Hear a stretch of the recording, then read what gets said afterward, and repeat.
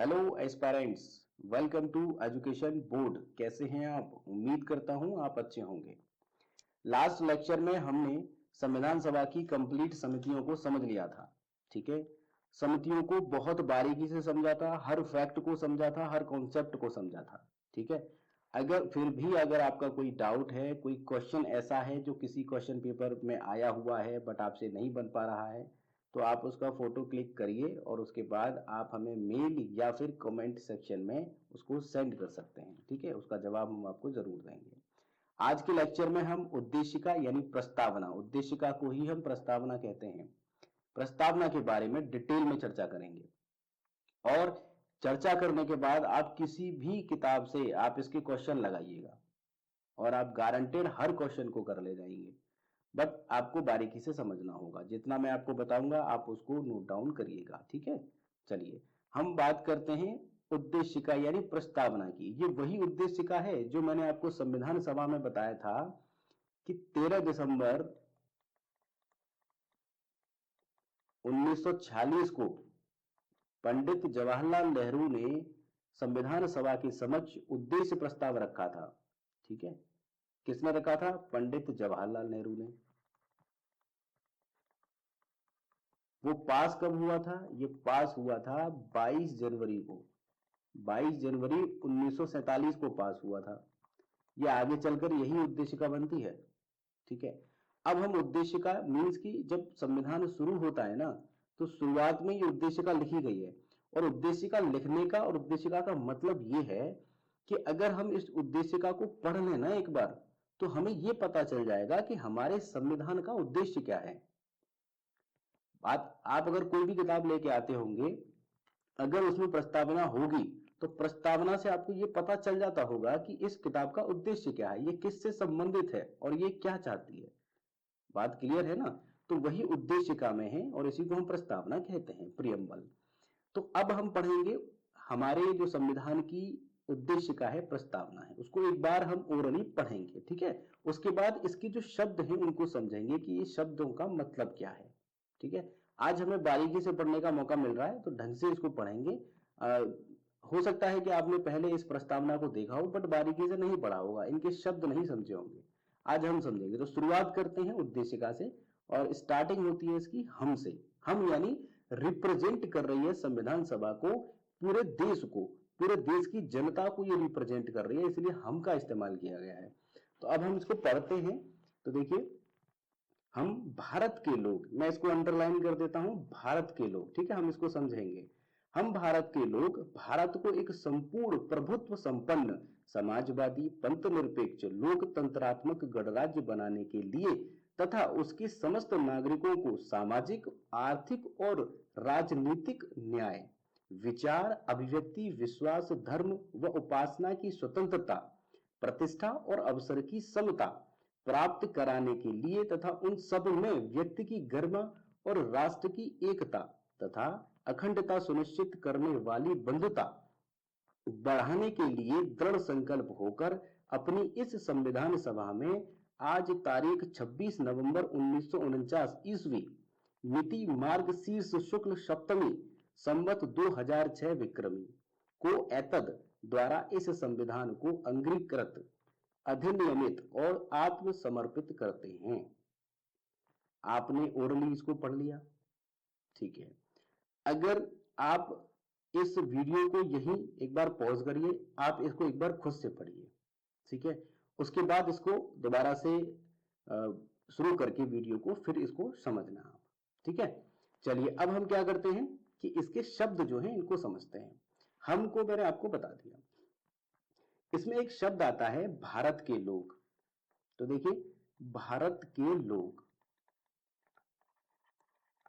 मतलब हम भारत के लोग। मैंने आपको लास्ट लेक्चर में बताया था कि प्रस्तावना की जो भाषा है वो ऑस्ट्रेलिया से ली गई है, लेकिन भारत के लोग यूएसए से लिया गया है। मैंने बताया था आपको, यूएसए का एक चार्टर था, उससे भारत के लोग, वहां पर यूएसए के लोग इस्तेमाल हुआ होगा, तो हमने उसको कॉपी किया और अपने देश का नाम उसमें ऐड कर दिया, भारत के लोग। बात समझ रहे हैं ना? तो ये कहां से लिया गया है? यूएसए से लिया गया है। ठीक है, हम भारत के लोग यानी पूरी संविधान सभा जो है वो रिप्रेजेंट कर रही है किसको? एक मिनट, वो रिप्रेजेंट कर रही है पूरे देश को, ठीक है। अच्छा, इसके बाद हम भारत के लोक के बाद देखते हैं संपूर्ण प्रभुत्व संपन्न। अब इसको मतलब, इस मतलब को समझते हैं हम। संपूर्ण प्रभुत्व संपन्न का क्या मतलब है? तो देखिए इसका क्या मतलब है। संपूर्ण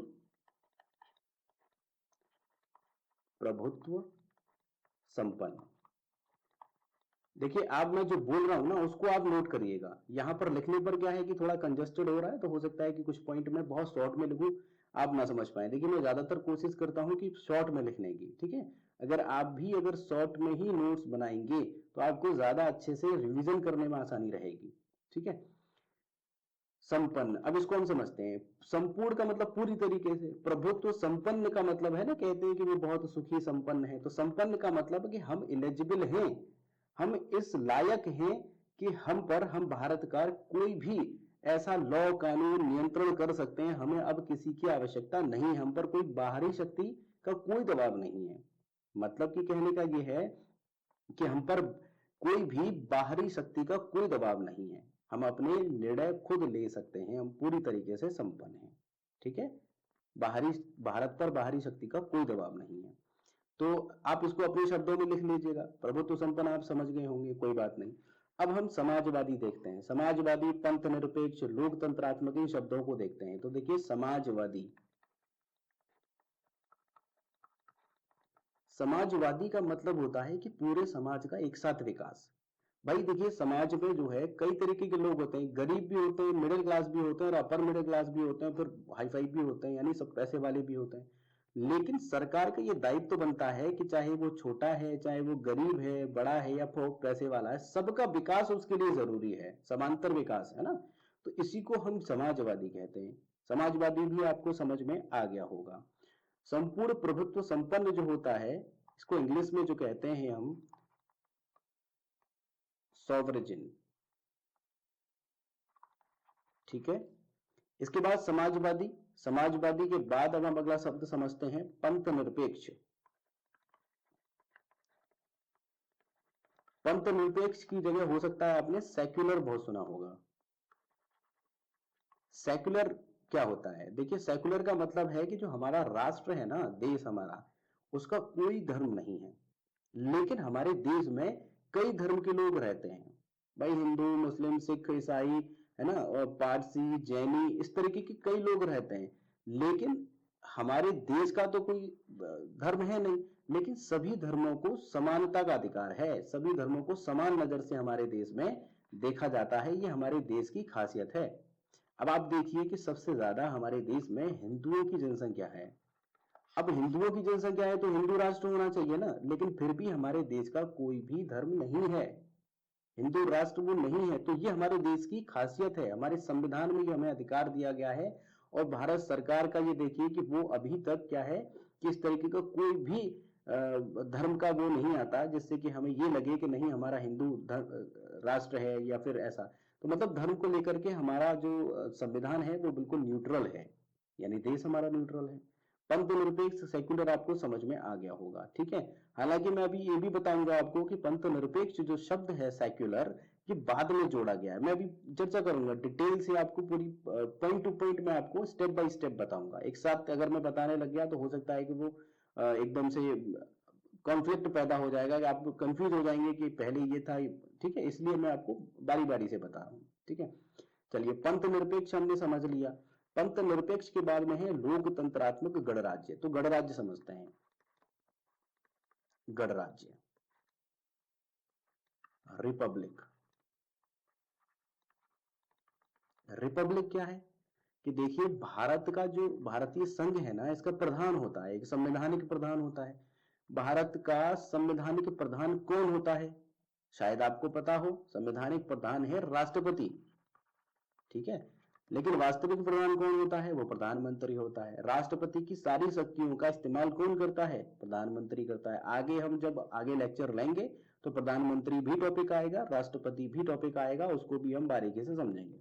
अभी हम समझते हैं कि गणराज्य क्या है। तो गणराज्य का मतलब होता है कि भारतीय संघ का जो प्रधान है ना, जिसको हम संवैधानिक प्रधान कहते हैं, यानी राष्ट्रपति, वो निर्वाचित होगा, निर्वाचित होगा। भाई इनडायरेक्टली आप ही तो चुनते हैं, इनडायरेक्टली ही तो चुनते हैं, डायरेक्ट तो वोट नहीं डालते हैं, लेकिन वो निर्वाचित होता है, ठीक है। वो वंश के आधार पर नहीं होता, ये वंश के आधार पर नहीं होता। यही हमारा क्या है, गणराज्य है, वंश के आधार पर नहीं है।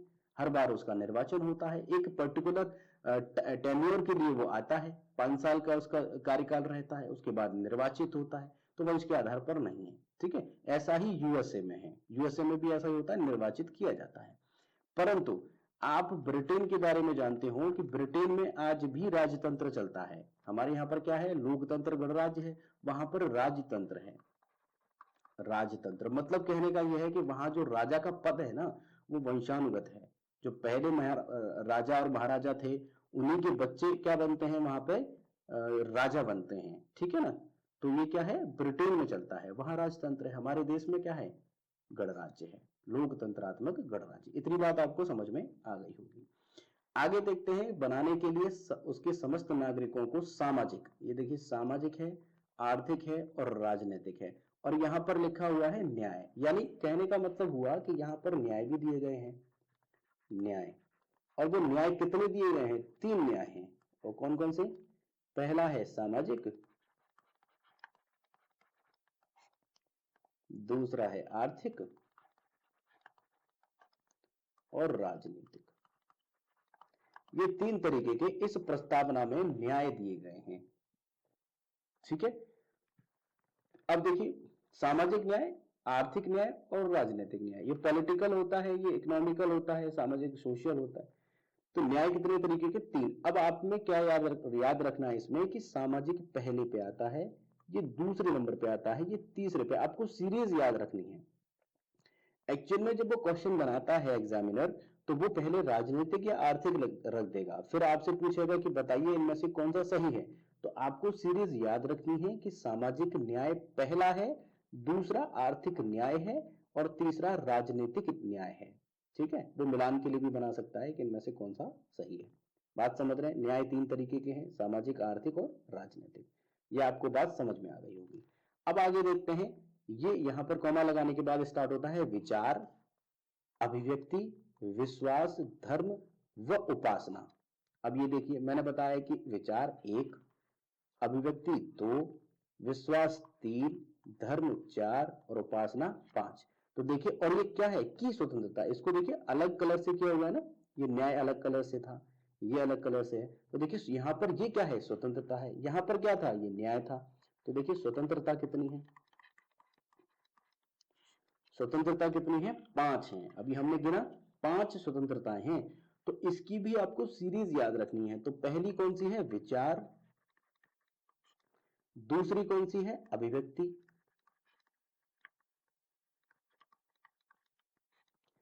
उसके बाद विश्वास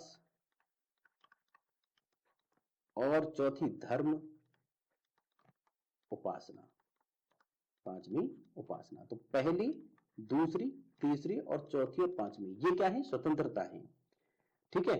देखिए इसमें जो है उद्देशिका में जो न्याय दिए हुए हैं, जो स्वतंत्रता दिए हैं, इसकी पर्टिकुलर जो व्याख्या मिलेगी ना आपको, जब आप फंडामेंटल राइट्स पढ़ेंगे आगे चल करके, है ना, मौलिक कर्तव्य पढ़ेंगे और राज्य के नीति निर्देशक तत्व पढ़ेंगे, तो उसमें पूरी तरीके से इनकी व्याख्या दी हुई है, ठीक है। तो कभी अगर ये भी क्वेश्चन पूछ ले कि स्वतंत्रताओं की जो चर्चा है वो यहां पर है, लेकिन व्याख्या कहां है, तो वो आगे चल करके फंडामेंटल राइट यानी मौलिक अधिकार और राज्य के नीति निर्देशक तत्वों में इसकी व्याख्या मिलेगी। तो हमने यहां पर देखा कि स्वतंत्रता कितने तरीके की है, 5 तरीके की है। पहला है विचार की स्वतंत्रता, अभिव्यक्ति की, विश्वास की, धर्म की, उपासना की। आई थिंक आप विचार समझ गए होंगे, अभिव्यक्ति ये भी समझ गए होंगे, विश्वास भी समझ गए होंगे, और धर्म की स्वतंत्रता यानी कोई भी इंसान कोई भी धर्म अपना सकता है, हमारे देश में उसकी आजादी है। उपासना भी, किसी भी भगवान की उपासना कर सकता है। यहां पर इस तरीके की स्वतंत्रता है। संविधान उसका यानी मौलिक अधिकार है हमारे, कि वो विचारों की स्वतंत्रता है उसके पास, अभिव्यक्ति की है, विश्वास की है, धर्म की है, उपासना की है, ठीक है। चलिए इसके बाद में देखते हैं प्रतिष्ठा और अवसर की समता। अब अगर आप बात करते हैं कि समता, देखिए यहां पर भी कलर चेंज किया हुआ है, तो देखिए प्रतिष्ठा 1 और अवसर 2। तो यहां पर समानता किसकी दी हुई है, समानता है 2, अगर क्वेश्चन जो आपसे पूछेगा ना तो ये लिखेगा कि प्रस्तावना में कितने तरीके के न्याय के बारे में जिक्र है, तो 3 प्रस्तावना में कितने तरीके की स्वतंत्रता है, 5, और समानता कितनी है, 2 है। तो पहली कौन सी है, प्रतिष्ठा। सीरीज आपको सबकी याद रखनी है, प्रतिष्ठा है और अवसर है। सीरीज आपको याद रखनी है।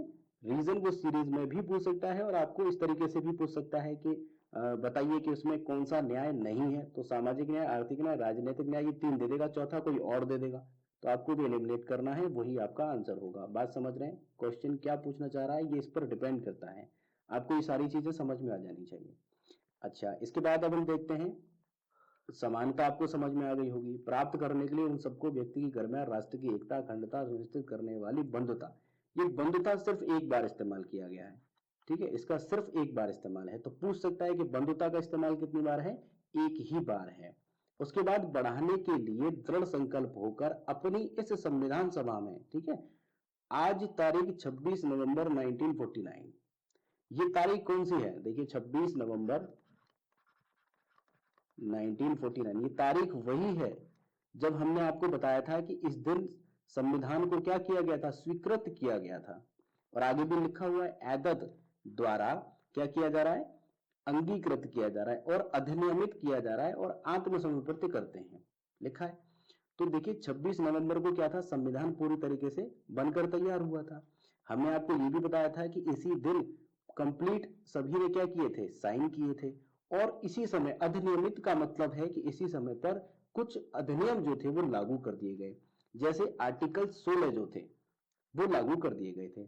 आर्टिकल कंप्लीट आर्टिकल 16 यानी 16 अनुच्छेद जो थे वो उसी समय लागू कर दिए गए थे, बाकी 26 जनवरी को लागू किए गए, ये मैंने आपको पहले भी बताया है, ठीक है। आत्मसमर्पित करते हैं, अंगीकृत का मतलब एक्सेप्ट करते हैं, ठीक है। अब यहां पर देखिए ये जो ब्रैकेट है, ब्रैकेट में क्या आ रहा है कि मिति मार्गशीर शुक्ल सप्तमी, ठीक है। उसके बाद देखिए संमत 2006 विक्रमी, यानी संमत, यहां पर थोड़ा ऊपर कर लेते हैं इसको,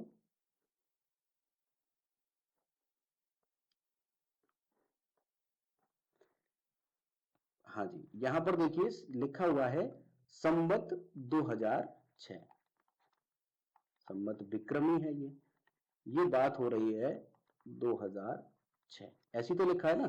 देखिए संवत का मतलब है कैलेंडर, विक्रमी यानी विक्रमी एक कैलेंडर था। अगर मैं आपको कैलेंडरों का इतिहास बताऊं तो ये हिस्ट्री की क्लास हो जाएगी, लेकिन फिर भी थोड़ी सी जरूरत है आपको तो मैं वो पॉइंट बताऊंगा आपको। हालांकि अगर आप हिस्ट्री की जब क्लास करेंगे तो उन क्लासेस में आपको पूरी तरीके से बताया जाएगा कि कैलेंडर का क्या इतिहास था। जैसे शुरुआत ही अगर हम बात करें, एक कली संवत स्टार्टिंग होता है कली संवत से, वो बीसी, मैंने आपको बीसी और एडी भी बताया था, एक बार फिर से बता देता हूं। मान लीजिए ये इधर का एक समय है, एक इधर का है, मान लीजिए ये वाला जो समय चल रहा है इस समय 2022 है, ठीक है। आप वापस आइए 2019, फिर वापस आइए 2018, फिर वापस होते होते आप 2000 पे आ जाइए, इससे वापस होते होते आप 1000 पे आ जाइए, 1000 से करते करते 500, 500 के बाद आप जीरो पे आएंगे, ठीक है। तो जीरो तक का जो ये पूरा समय रहा ये वाला, इसको हम ईडी बोलते हैं, एनो डोमिनी। बात क्लियर है। लेकिन इसके बाद भी तो इतिहास रहा है, तो अगर जीरो से फिर माइनस में जाएंगे तो ये उल्टा चलता है। तो ये माइनस वाला जो पीरियड है ना, ये वाला, ये इधर वाला, तो इसको अगर माइनस में हम लेके चलते हैं तो ये होता है, हम बीसी बोलते हैं, बिफोर क्राइस्ट। रीजन कि इस समय माना जाता है कि इस दिन जो क्राइस्ट थे उनका जन्म हुआ था, इसलिए हम इसको बिफोर क्राइस्ट मानते हैं और इसको एनो डोमिनी मानते हैं, ठीक है। अगर यहां से बात करें तो बीसी यानी इस समय पर, आज से अगर 2022 साल पहले चले जाएं, जीरो पर चले जाएं, और उससे भी 3102 साल पहले और चले जाएं, यानी 3102 साल पहले और चले जाएं, तो वहीं से स्टार्ट होती है, कैलेंडर बनता है। हालांकि ये इतिहास का एक टॉपिक है, बट मैं फिर भी आपका एक यहाँ पर एक कह लीजिए कि एक कॉन्सेप्ट बनाने के लिए मैं आपको बता रहा हूं। तो 3102, यहां पर इस बीसी बोलेंगे इसको, यहां पर एक कैलेंडर बनता है कली संवत जिसको कहते हैं।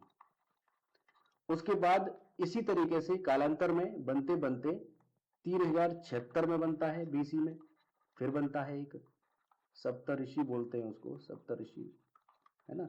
उसके बाद आपने सुने होंगे, फिर मैं बता रहा हूं आपको, बुद्ध संवत भी बनता है, उसके बाद महावीर संवत बनता है, फिर बनता है एक विक्रम संवत। विक्रम संवत जो है वो 57 बीसी में बनता है। अभी आप जीरो पे नहीं पहुंचे हैं, 57 बीसी, ठीक है। 57 बीसी में कौन सा बनता है, इसको बोलते हैं विक्रम संवत। ये था विक्रम संवत। अभी आप यहां पर पहुंच चुके हैं, ठीक है, बीसी, लेकिन अभी आप जीरो पे नहीं पहुंचे, उसके बाद फिर ये समय चलेगा, यानी कितना पुराना हो गया आप देखिए। तो ये जो 57 बीसी है ना, विक्रम संवत, यहीं पर ये लिखा हुआ है विक्रमी संवत, ठीक है। तो ये कैलेंडर का नाम है। अब आप ये देखिए कि ये बात कब की हो रही है, 1947 की, ठीक है। लेकिन ये जो कैलेंडर है ये बना कब है, 57 में बना है। यानी आज से हम 2022 से वापस जाएं और फिर उससे भी 57 ईयर्स और पहले चले जाएं, तो इसमें ये ऐड हो जाएगा ना टोटल। भाई मान लीजिए, ये मैं यहां पे बताता हूं आपको, 1947 49 की बात है ये, ठीक है, 1949 की बात है, तो पूरा समय तो ये बीत गया, और उसके बाद जीरो पे पहुंचने के बाद 57 बीसी में बना है ना, वो और पहले बना है। तो यानी ये समय प्लस ये समय, अगर हम इन दोनों को जोड़ दें, प्लस 57, तो हमारा कितना हो जाएगा, देखिए आप खुद देख लीजिए कितना हो जाएगा। 57 आप इसमें जोड़ देंगे, 49, 47 लिख दिया मैंने, 49, ठीक है, 49 की तो बात है ना ये। तो 49 में आप खुद जोड़िए, देखिए 9 और 6 कितना, 9 और 7 कितना हो जाता है, 6, ठीक है। एक कैरी हो गया, 6 और 4 जीरो हो गया, और 19 और ये 20, 2006 हो गया कि नहीं हो गया, बताइए। अगर आप इसी से कैलकुलेट करके देखिए, ये मैंने आपको पूरा कॉन्सेप्ट बताया कि 57 ईयर्स पहले बना था विक्रम संवत, ठीक है। हालांकि विक्रम संवत जो है ना, इसको हम एक और नाम से जानते हैं, इसको भी मैं आपको बता दे रहा हूं। देखिए विक्रम संवत, आप ये लिख लीजिए इसको, विक्रम संवत, ये जो जाना जाता है, ये मालवा संवत के नाम से भी जाना जाता है, मालवा, मालवा संवत, ठीक है। अब विक्रम संवत आपको समझ में आ गया होगा, 57 ईयर्स पहले का, यानी जो भी समय चल रहा है, अगर उसमें 57 ईयर्स अगर हम जोड़ दें तो क्या निकल आएगा, अभी का प्रेजेंट का निकल आएगा, निकल आएगा कि नहीं, 2006, ठीक है। अब क्या होता है, इसके बाद भी बहुत सारे कैलेंडर्स बने हैं, ठीक है। इसके बाद में शक संवत बना, इसके बाद और भी बहुत सारे, हर्ष संवत बना है, हिजरी संवत बना है, बहुत सारे संवत हैं, ठीक है, इलाही संवत है। और उसके बाद फिर आपने नई नई, आपने अंग्रेजी शासन में सुने ही होंगे, कैलेंडरों का जो कार्यक्रम रहा है, उसमें बहुत सारे बदलाव किए गए। फिर जूलियस सीजर था, है ना, उसके बाद में एक ईसाई कैलेंडर बनता है, ठीक, उसके बाद में ग्रेगोरियन कैलेंडर बनता है, ठीक है ना। तो मैं अब ये बता रहा हूं कि इसके बाद में क्या होता है, एक कैलेंडर और आता है हमारे भारतीय इतिहास में, जिसको हम शक संवत के नाम से जानते हैं। अब आपको इससे लिंक नहीं करना है, ये थोड़ा अलग है ना। मैंने आपको ये बता दिया कि संवत विक्रमी क्या है, ये वाला पॉइंट जो था वो मैंने आपको यहां से बता दिया है। आई होप आपको ये समझ में आ गया होगा। अब मैं शक संवत को बता रहा हूं, जिससे कि आपका एक कंफ्यूजन और दूर हो जाए। देखिए शक संवत क्या होता है कि जब यहां पर आप जीरो पे पहुंचे, ठीक है, उसके बाद एक जो एक कनिष्क एक राजा रहते हैं, हिस्ट्री में आपको प्रॉपर बताएंगे हम। कनिष्क एक राजा रहते हैं, तो शक संवत उस समय पर क्या करते हैं, वो कनिष्क कि शकों पर जीत कर लेते हैं, युद्ध में शकों पर जीत कर लेते हैं, जिसकी वजह से वो क्या बनाते हैं, एक शक संवत बनाते हैं। और ये कब बनता है, 78 एडी में। अब एडी का मतलब समझ गए होंगे, जीरो से, यानी यही वाला समय चल रहा है, ये पहले से जीरो से पहले वाला नहीं है, ये जीरो के बाद वाला चल रहा है, ठीक है ना। तो 78 एडी में बनता है। अगर मान लीजिए अगर इसको हमें बदलना हो, इसको, है ना, तो आपको क्या करना पड़ेगा भाई, 1949 को अगर बदलना हो शक संवत से, तो आप इसमें से माइनस करेंगे ना इसको। बट यहां पर जरूरत नहीं है, क्योंकि यहां पर जो लिखा है वो हमने समझ लिया है, बात समझ गए। मैं इसको इसलिए बता रहा हूं क्योंकि शक संवत हमारा राष्ट्रीय कैलेंडर है, राष्ट्रीय कैलेंडर। अब आप कहेंगे कि ये कैलेंडर बना कब, तो देखिए राष्ट्रीय कैलेंडर जो है ना, ये बना है 22 मार्च 1957 को, भारत सरकार ने इसको अपनाया, और आज हमारा ये राष्ट्रीय कैलेंडर है। तो राष्ट्रीय कैलेंडर कौन सा है, शक संवत है। लेकिन जिक्र कौन से का है, देखिए 1949 का बना हुआ है ये। तो 1949 में हमारा ये जो कैलेंडर था शक संवत, उसकी बात थी विक्रमी की, है ना, संवत विक्रम, विक्रम संवत की, तो वो उसकी चर्चा है, ठीक है ना। तो आपको समझ में आ गया कि राष्ट्रीय कैलेंडर कौन सा है हमारा, राष्ट्रीय कैलेंडर है हमारा 22 मार्च 1957 से शक संवत। ठीक है, ये जो बना था कनिष्क ने शकों पर जो है अधिकार कर लिया था, उसके बाद इसको लागू किया था। इसको वैसे सालिबाहन शक संवत भी कहते हैं, सालिबाहन। ठीक है, चलिए ये हमारे कैलेंडर्स की बात हो गई, कोई बात नहीं। अब हमारा ये जो टॉपिक है यहां से कंप्लीट हुआ। अब हम इससे पॉइंट और समझ लेते हैं कि जो संविधान की जो प्रस्तावना है ना, इस प्रस्तावना को आप इसको हेडिंग बना करके एकदम ऐसे लिखना, पॉइंट बना लेना इसको अंडरलाइन करके कि संविधान की आत्मा है ये, संविधान की आत्मा। हम बात किसकी कर रहे हैं? प्रस्तावना की, प्रस्तावना की बात कर रहे हैं, उद्देश्य का। तो प्रस्तावना जो है वो संविधान की आत्मा है। ठीक है, इतनी बात आपको क्लियर है। लेकिन इस प्रस्तावना जो है, जो संविधान की आत्मा है, इसमें एक बार संशोधन हो गया है। अब वो संशोधन हुआ कब है और क्या संशोधन हुआ है वो हम आपको बता रहे हैं। तो इसमें सिर्फ एक बार, अभी तक के रिकॉर्ड में सिर्फ एक बार क्या हुआ है? संशोधन हुआ है। अगर क्वेश्चन पूछता है कि प्रस्तावना में कितनी बार संशोधन हुआ है, तो एक बार हुआ है, और वो हुआ है 42वां संविधान संशोधन। 42वां जब संविधान संशोधन हुआ है ना 1976 में, तो इसमें संशोधन किया गया। तो आप कहेंगे कि इसमें क्या संशोधन किया गया? तो देखिए, समाजवादी, जिसको आप पढ़ रहे थे अभी, पंथ निरपेक्ष, आपने एक शब्द पढ़ा, पंथ निरपेक्ष,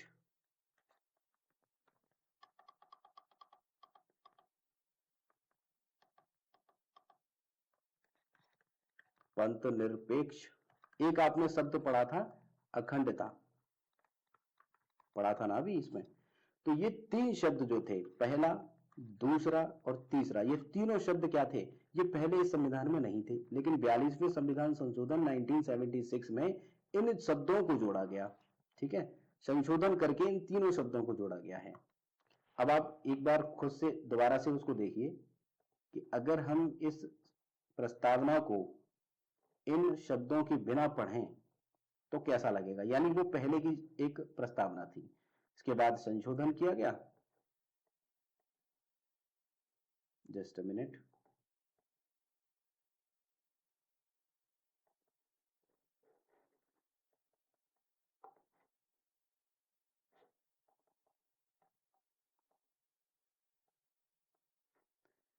जी, ये एक बार इसको दोबारा से आप देखिए।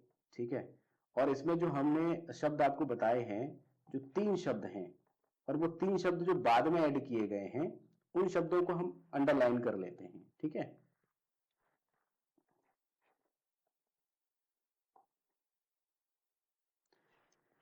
ये देखिए, मैं इसको ब्लू पेन से, एक तो देखिए शब्द कौन कौन से मैंने आपको बताए, तीन शब्द हैं जो जोड़े गए हैं। तो समाजवादी, अब आपने शुरुआत में देखा एक ये रहा समाजवादी। ठीक है, एक मैंने बताया पंथ निरपेक्ष, इसके बाद आप यहां से चलते आएंगे लास्ट में जाकर के ये देखिए तथा अखंडता। ये तीन शब्द हैं। अगर मैं सबको मिटा दूं और उसके बाद इन तीन शब्दों को मतलब रखूं केवल, तो आपको समझ में आ जाएगा कि समाजवादी, पंथ निरपेक्ष और अखंडता शब्द जोड़े गए हैं। और अगर इन शब्दों को मिटा दूं तो आपको ये समझ में आ जाएगा कि मतलब कि पहले का जब प्रस्तावना थी उसमें ये शब्द थे ही नहीं। तो आप उसको पढ़ के देखिएगा कि हम भारत के लोग, भारत को एक संपूर्ण प्रभुत्व संपन्न, अब यहां से होता संपन्न तो लोकतंत्रात्मक गणराज्य, यहां से शुरुआत हो जाती। तो ये तीन शब्द थे ही नहीं, ये कब जोड़े जाते हैं? 42वें संविधान संशोधन में जोड़ दिए जाते हैं। ठीक है, चलिए अब हम आगे बढ़ते हैं। मैंने आपको बताया कि इसमें एक बार संशोधन कर दिया गया और तीन शब्द जोड़ दिए गए। ठीक है, लेकिन अब इसमें कुछ डिस्प्यूट क्रिएट हो जाते हैं, और डिस्प्यूट के बाद में ना केसेस होना स्टार्ट हो जाता है। तो पहला एक केस होता है बेरुबाकी, इसको बोलते हैं बेरुबाकी केस। 1960 में, 1960 में मैंने बताया कि 42वां संविधान संशोधन जब हुआ है 1976 में, उससे पहले क्या क्या हुआ था। ये संविधान संशोधन जब हुआ है तब ये हुआ कैसे है उस तक हम पहुंचेंगे। तो बेरुबाकी जो केस है 1960 में हुआ, इसमें यह कहा गया कि जो प्रस्तावना है, प्रस्तावना वह संविधान का भाग ही नहीं है। अब आप देखिए, संविधान का भाग नहीं है, जबकि आपने देखा कि इससे तो हमारा उद्देश्य पता चलता है, भाग नहीं है। ये इस बेरुबाकी केस में कहा गया।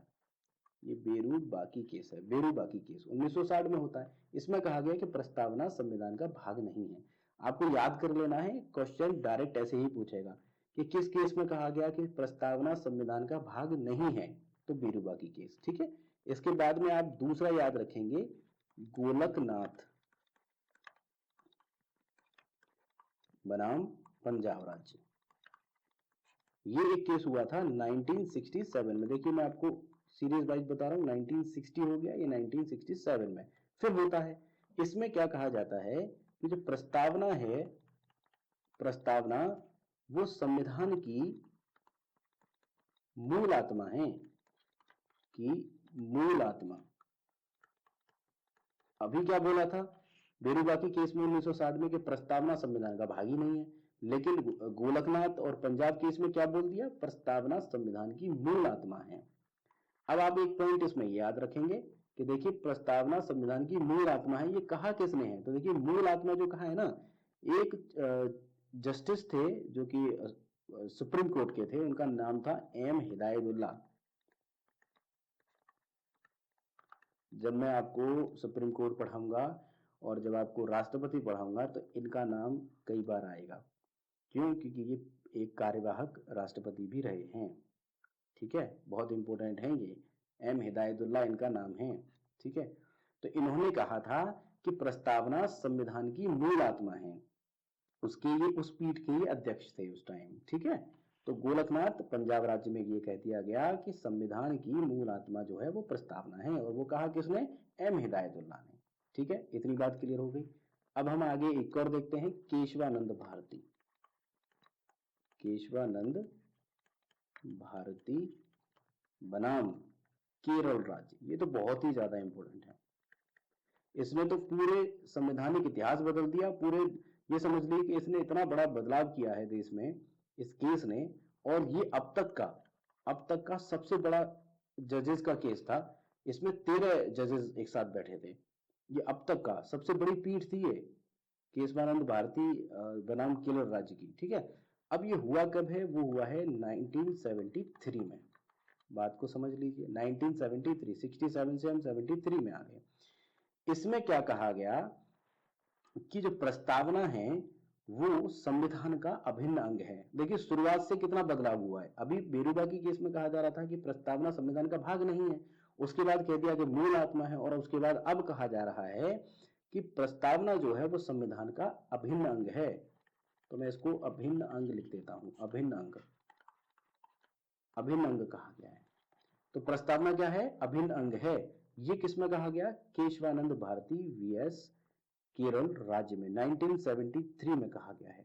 ठीक है, और साथ ही साथ इसके एक बात और कही गई कि आर्टिकल नंबर 368, ये देखिए आर्टिकल नंबर 368, मैंने आपको भाग जब पढ़ाए थे तो बताया था संविधान का जब संशोधन होता है तो वो संशोधन एकमात्र आर्टिकल है, इससे संशोधन होता है 368 से। मैंने आपको बताया था उसमें एक ही आर्टिकल आ रहा था। ये वो संशोधन जब होना होता है कोई भी, तो आर्टिकल 368 के तहत होता है। ठीक है, तो आर्टिकल 368 के तहत अगर संविधान की प्रस्तावना में संशोधन करना हो तो आप कर सकते हैं। तो इसमें कहा गया कि आर्टिकल 368 के तहत संविधान संशोधन किया जा सकता है, किया जा सकता है। किसमें कहा गया है, केशवानंद भारती बनाम केरल राज्य में कहा गया है। कब कहा गया है, 1973 में कहा गया है। साथ में ये कहा गया है कि प्रस्तावना संविधान का अभिन्न अंग है, इसको अलग नहीं कर सकते हम। ठीक है, और ये भी कहा गया कि इसमें संशोधन भी कर सकते हैं। इसीलिए अब फिर मैंने आपको बताया कि 42वें संविधान संशोधन में क्या किया जाता है, 1976 में जो होता है। अब आप देखिए 1973 ये कहा गया, संशोधन के लिए बोला गया, तो 1976 में ही हमने क्या कर दिया, संविधान की प्रस्तावना में संशोधन करके समाजवादी, है ना, समाजवादी प्लस पंथ निरपेक्ष और प्लस अखंडता, ये शब्द जोड़ दिए। अगर आपको शॉर्ट में याद रखना है तो समाजवादी एस, ठीक है, पंथ निरपेक्ष यानी सेक्युलर, सेक्युलर यानी एस, और उसके बाद में अखंडता यानी यूनिटी, तो बोल सकते हैं कि यू, है ना। तो ये क्या हो गया, ये देखिए एस एस यू, ये शब्द जोड़े गए। ठीक है, यहां तक आपको समझ में आ गया। चलिए बहुत बढ़िया, यहां तक समझ में आ गया। तो अब हम समझ लेते हैं कि वैसे संविधान जो है, संविधान की प्रस्तावना, वो संविधान का क्या है, संविधान की आत्मा है, ये हमने समझा। अगर आपसे ये क्वेश्चन पूछता है कि संविधान की आत्मा क्या है, तो प्रस्तावना बताएंगे। और मैं थोड़ा क्लियर करता हूं इसको। अगर आपसे क्वेश्चन पूछता है कि बताइए संविधान की आत्मा किसे कहा जाता है, तो आप प्रस्तावना लगाएंगे, ठीक है, प्रस्तावना। लेकिन अगर आपसे पूछता है कि डॉक्टर भीमराव अंबेडकर, इनका अगर नाम लेके पूछता है, डॉक्टर भीमराव अंबेडकर ने संविधान की आत्मा किसे कहा है, तो संवैधानिक उपचार हैं, संवैधानिक उपचार, आर्टिकल 32। ये मैं आपको भी पढ़ाऊंगा, आगे चलेंगे जब फंडामेंटल राइट्स में, उसमें ये जो आर्टिकल नंबर 32 है उसका क्या महत्व है आपको समझ आ जाएगा। अभी आप कंफ्यूजन क्लियर करने के लिए ये समझ लें कि प्रस्तावना संविधान की आत्मा है। लेकिन अगर पूछता है कि डॉक्टर भीमराव अंबेडकर ने किसको आत्मा माना है, तो वो उन्होंने माना है संवैधानिक उपचार को। यहां तक बात क्लियर होगी, ठीक है। अब हम स्टेटमेंट देखेंगे। बहुत सारे लोगों ने प्रस्तावना पर तरह तरह के स्टेटमेंट दिए हैं, और वो स्टेटमेंट क्या है वो देखते हैं। पहला हम देखते हैं स्टेटमेंट कि उन्होंने कहा उद्देशिका, उद्देशिका आप समझ रहे होंगे, प्रस्तावना उद्देशिका, क्योंकि इससे उद्देश्य पता चलता है संविधान का, इसीलिए हम इसको उद्देशिका कहते हैं। उद्देशिका हमारे, इन्होंने कहा उद्देशिका हमारे सपनों और विचारों का प्रतिनिधित्व करती है, हमारे सपनों एवं विचारों का प्रतिनिधित्व करती है। ये किसने कहा है, तो ये स्टेटमेंट पूछ लिया जाता है। इनका नाम था अल्लादी, आगे शायद आप बोल देंगे कृष्णामचारी अय्यर,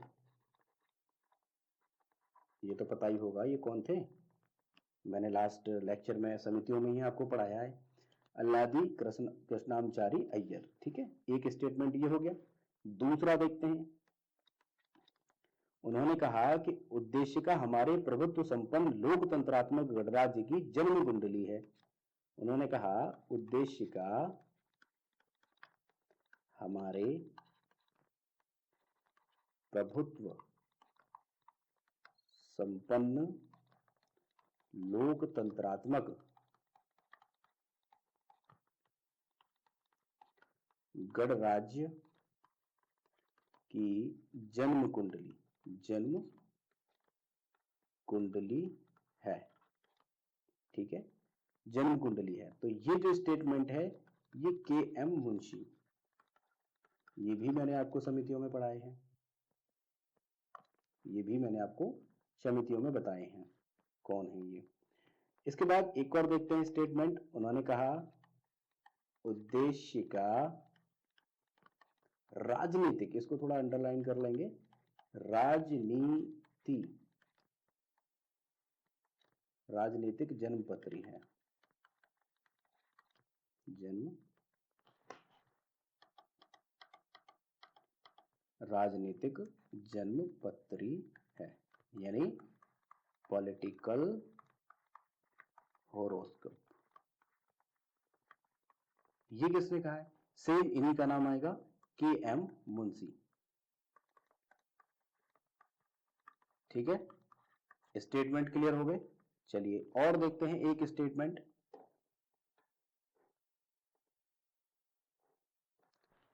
अगला स्टेटमेंट है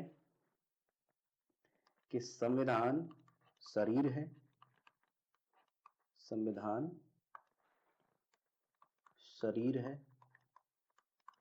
ठीक है, तो प्रस्तावना आत्मा।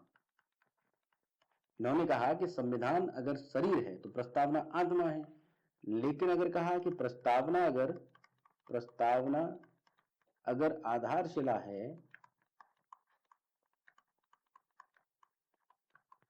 तो संविधान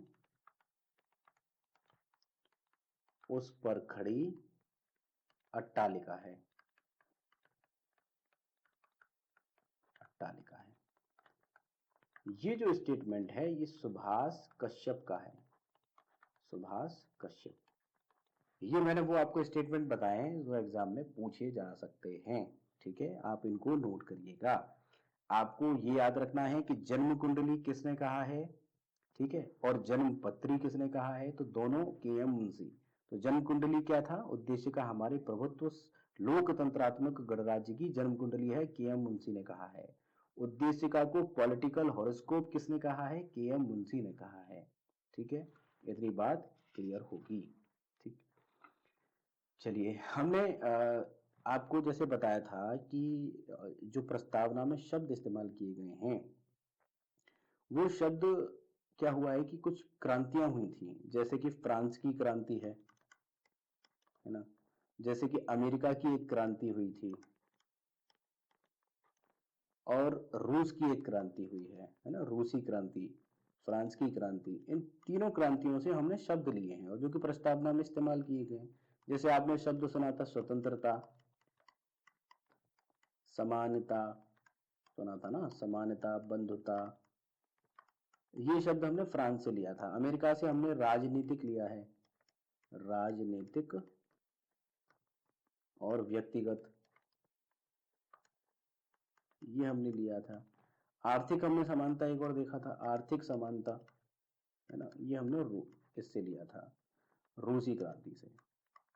ठीक है, चलिए, हमने आज इस लेक्चर में ये देख लिया कि प्रस्तावना में कौन कौन से शब्द इस्तेमाल किए गए हैं, है ना, और कितने शब्दों का इस्तेमाल किया गया है, उन शब्दों का मतलब क्या है ना, और हमने जो कैलेंडर से संबंधित जो था वो भी समझ लिया था। फिर भी अगर आपका कोई डाउट है तो मैं वैसे तो हिस्ट्री में बताऊंगा आपको, अगर फिर भी डाउट है तो आप कमेंट सेक्शन में मुझे बताइएगा। और कोई ऐसा क्वेश्चन है प्रस्तावना से रिलेटेड जो आपको आपसे नहीं हो पा रहा है या कुछ ऐसा आपको डाउट लग रहा है उस क्वेश्चन पे, तो आप उसका फोटो क्लिक करिए और कमेंट सेक्शन में डालिएगा, मैं उसका जवाब जरूर दूंगा। ठीक है, आप इनको नोट डाउन करिए।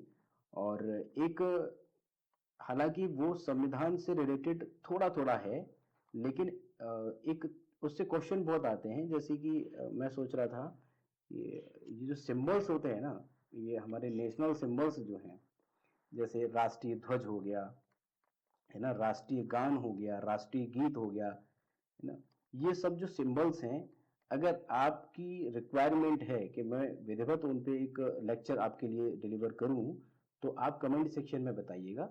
मैं विधिवत राष्ट्रीय ध्वज यानी तिरंगा के बारे में पूरी हिस्ट्री और पूरी डिटेल आपको मैं बताऊंगा, जिससे कि एक ही जगह पर आपका पूरा कॉन्सेप्ट क्लियर हो जाए। हो सकता है कि आपको जगह जगह से पढ़ने की जरूरत ही नहीं पड़ेगी, एक ही लेक्चर में आपका पूरा कॉन्सेप्ट क्लियर हो जाएगा, उसका ऐतिहासिक हो या उसका इस समय का कोई भी बदलाव किया गया हो, कब उसको एक्सेप्ट किया गया, उसका पूरा इतिहास। ऐसे ही हमारे यहाँ के जो पक्षी हैं, पूरे जो भी राष्ट्रीय जो नेशनल सिंबल्स हैं, उससे संबंधित एक लेक्चर डिलीवर कर दूंगा, अगर आप कमेंट सेक्शन में मुझे रिक्वायरमेंट देंगे इसकी तभी। ठीक है, अदरवाइज हम इसको इस लेक्चर को हम आगे बढ़ाएंगे और अगले लेक्चर में हम आर्टिकल नंबर 1 से, जो हमारा आर्टिकल नंबर 1 है, जो मैंने आपको भाग 1 बताया था, है ना, पूरा प्रॉपर हम उसको वहां से पढ़ना स्टार्ट करेंगे। ठीक है, यहां तक हमने पूरा क्लियर कर लिया है अब आगे का, और यहां तक जो हमने पढ़ा है इसके आप क्वेश्चन लगाइएगा।